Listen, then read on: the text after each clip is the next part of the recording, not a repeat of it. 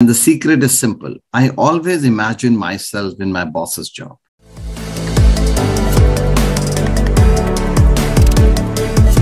When you were in the mid-career level, right? What did you do differently from others to get noticed and, be moved up the ladder? It's a very open secret. I have told this to all my team whenever they ask me. And the secret is simple. I always imagine myself in my boss's job. So it's very easy. It was like any youngster's reaction often. Oh, I can do this. Boss is just enjoying his life. I am the one who's slogging and he's counting the beans and feeling good about it. And a lot of us feel that way. Oh, I am doing the coding 24 hours and he's saying, oh, I delivered the project on time. See, guys, I did a great job.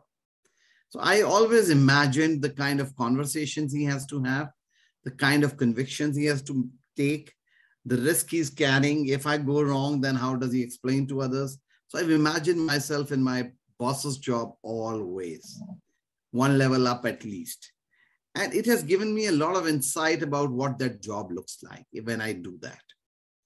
Second thing is, whichever organization I've worked for, I've tried to develop a vision for that organization at multiple levels, one at my level and one at the highest level in the organization. So when I was a food and beverage leader in diversity, I used to think, what should diversity be doing in India? Not just food and beverage, or everything. And I was also part of developing that project. Then I also was thinking why APAC is not doing this and what is the constraint.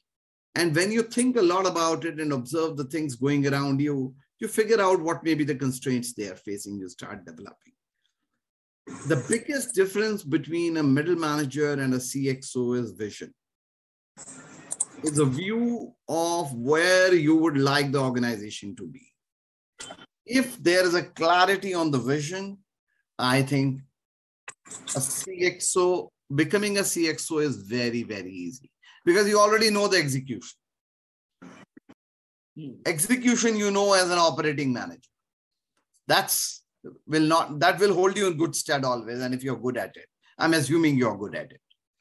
The challenge comes is, so when I have to interview, and I have interviewed a lot of leaders in my life, the only thing I used to look at is how do you look about it? Number one, do you understand our situation well enough when I explain to you? Do you ask the right kind of questions?